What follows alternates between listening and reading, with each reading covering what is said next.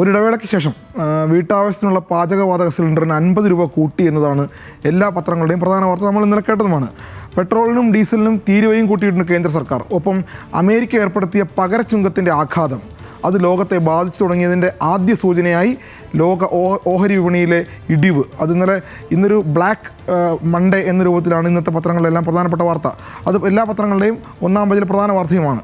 ഈ മലയാള പത്രങ്ങൾ എങ്ങനെയാണ് അതിൻ്റെ തലക്കെട്ടുകൾ കൊണ്ടുപോകുന്നത് ഞാൻ ഓടിച്ചൊന്ന് പറഞ്ഞു പോകാം. എണ്ണവില ഇടിഞ്ഞെങ്കിലും നേട്ടം കേന്ദ്രം കൊണ്ടുപോയി. പാചകവാതകത്തിന് 50 രൂപ കൂട്ടി, അതാണ് മാധ്യമം പറയുന്നത്. അതായത് ഈ എണ്ണവില ഇടിഞ്ഞെങ്കിലും അതിൻ്റെ നേട്ടം കിട്ടിയത് കേന്ദ്രത്തിനാണ്. പാചകവാതകത്തിന് 50 രൂപ കൂട്ടുകയും ചെയ്തിട്ടുണ്ട്. കേന്ദ്രത്തിൻ്റെ ഇരുട്ടടി എന്നാണ് ചന്ദ്രിക.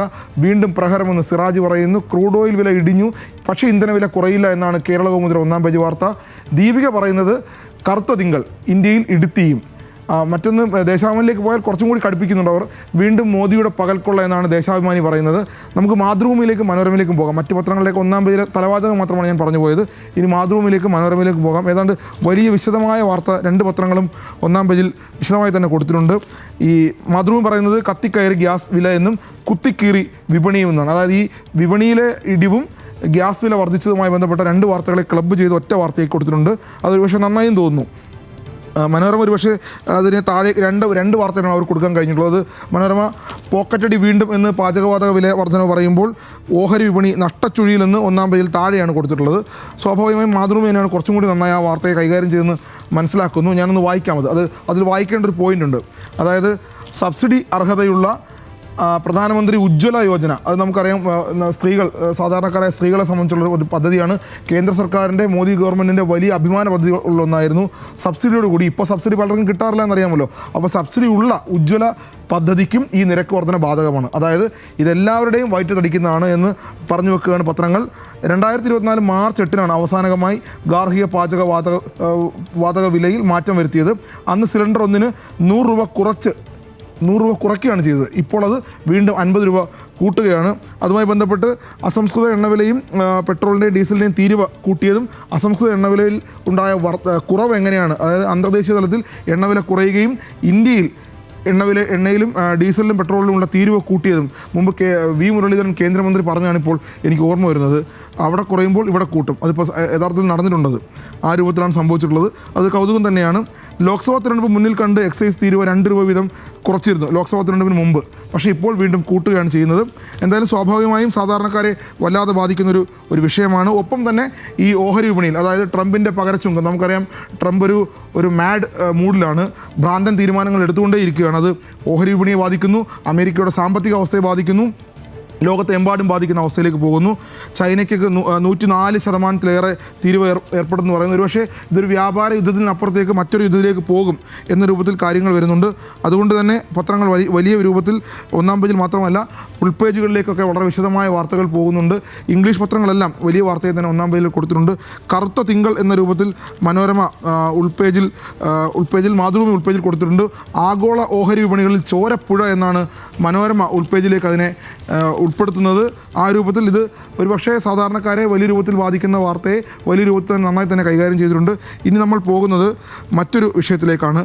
അതായത് നമുക്കറിയാം, രാജ്യത്ത് നിയമവാഴ്ച എന്നത് ഒരു വലിയ സംവിധാനമാണ്. ആ സംവിധാനത്തിന് എവിടെയെങ്കിലും തകരാർ സംഭവിച്ചാൽ അത് രാജ്യത്തിൻ്റെ എല്ലാ അർത്ഥത്തിലും അത് രാജ്യത്തെ ബാധിക്കുന്ന സംഗതിയാണ്. ഒരു സംസ്ഥാനത്ത് നിയമവാഴ്ച തകർന്നാൽ എന്താണ് സംഭവിക്കുക? ആ സംസ്ഥാനത്തെ സർക്കാരിനെ പിരിച്ചുകൊണ്ട സാഹചര്യം ഉണ്ടാകുന്നതിലേക്ക് പോകും. അങ്ങനെ ഒരു സംഭവം ഇന്നലെ സുപ്രീം കോടതി റിപ്പോർട്ട് ചെയ്തു. ഒരുപക്ഷേ സുപ്രീം കോടതിയിൽ നിന്നുണ്ടായ ആ വാർത്ത ഒരുപക്ഷേ കേരളത്തിലായിരുന്നുവെങ്കിൽ അതൊരു വലിയ വാർത്തയായി മാറേണ്ടതാണ്. അത് മനോരമയും മാതൃഭൂമിയും ഒക്കെ വളരെ വിശദമായി കൈകാര്യം ചെയ്തിട്ടുണ്ട്.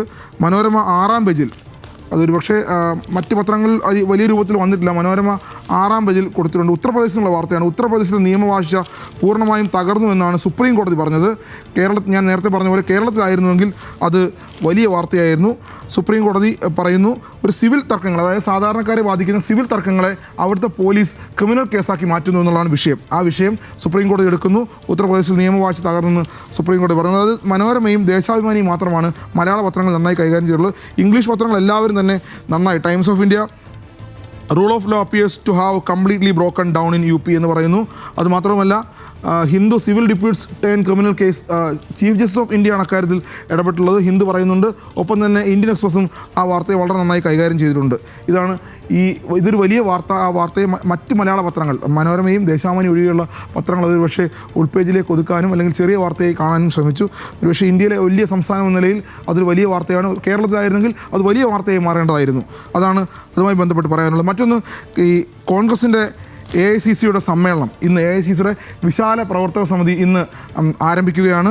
എന്താണ് അതിൻ്റെ പ്രാധാന്യമെന്ന് ചോദിച്ചാൽ, കോൺഗ്രസ് ഒരു തിരിച്ചുവരവിന് ശ്രമിക്കുമ്പോൾ രാഹുൽ ഗാന്ധി നേരിട്ട് ഇടപെടുകയാണ്.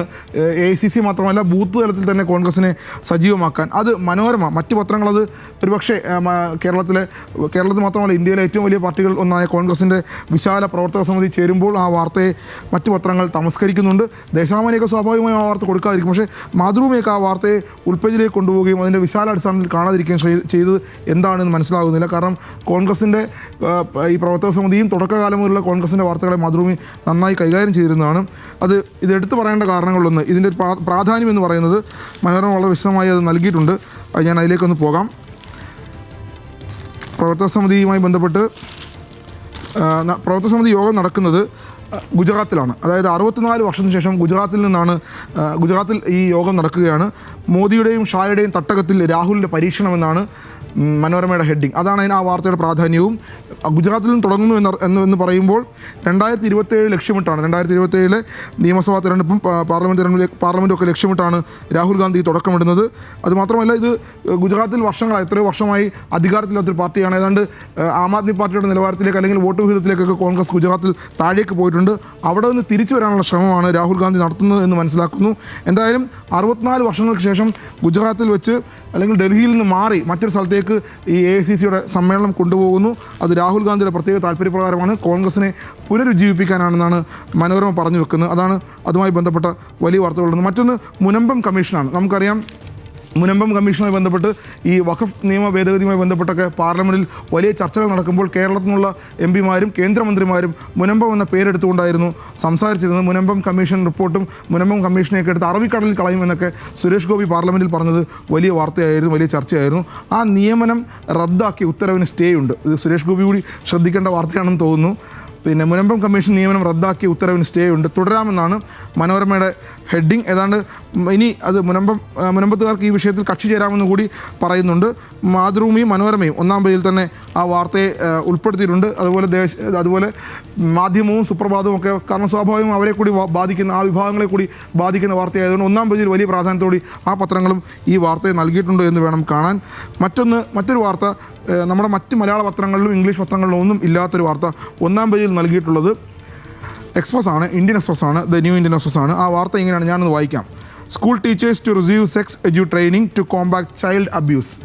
ഇത് നമ്മുടെ നാട്ടിൽ കുട്ടികൾക്കെതിരായ പോക്സോ കേസുകൾ വർദ്ധിക്കുന്നുണ്ട്. ആ പോക്സോ കേസുകൾ വർദ്ധിക്കുന്നതിൻ്റെ കണക്കുമായി ബന്ധപ്പെട്ട് ഒരു പഠനം നടത്തിയിരുന്നു. ആ പഠനം തിരുവനന്തപുരത്തെ കളക്ടറുടെ നേതൃത്വത്തിലുള്ള ജില്ലാ ഭരണകൂടം ആ പഠനം മനസ്സിലാക്കുന്നു. ആ പഠനം മനസ്സിലാക്കുന്നതിൻ്റെ ഭാഗമായിട്ട് സ്കൂൾ ടീച്ചർമാർക്ക്, പ്രത്യേകിച്ചും LP UP lower primary upper primary school ടീച്ചർമാർക്ക്, ഏതാണ്ട് തിരുവനന്തപുരം ജില്ലയിലെ ഏതാണ്ട് 1000-ഓളം LP UP സ്കൂൾ ടീച്ചർമാർക്ക് ഈ വിഷയവുമായി ബന്ധപ്പെട്ട് പരിശീലനം നൽകുകയാണ്. അതായത് പോക്സോ കേസുകൾ വർദ്ധിക്കുന്നതിൻ്റെ കാരണങ്ങളൊന്ന് ലൈംഗിക വിദ്യാഭ്യാസത്തിൻ്റെ അല്ലെങ്കിൽ അതിനെക്കുറിച്ചുള്ള ധാരണ ഇല്ലായ്ക. നമുക്കറിയാം, സ്കൂൾ പാഠ്യപദ്ധതിയിൽ ഇത് ഉൾപ്പെടുത്തണമെന്ന ആവശ്യം, ലൈംഗിക വിദ്യാഭ്യാസം ഉൾപ്പെടുത്തണമെന്ന ആവശ്യം വർഷങ്ങളായി ഉള്ളതാണ്.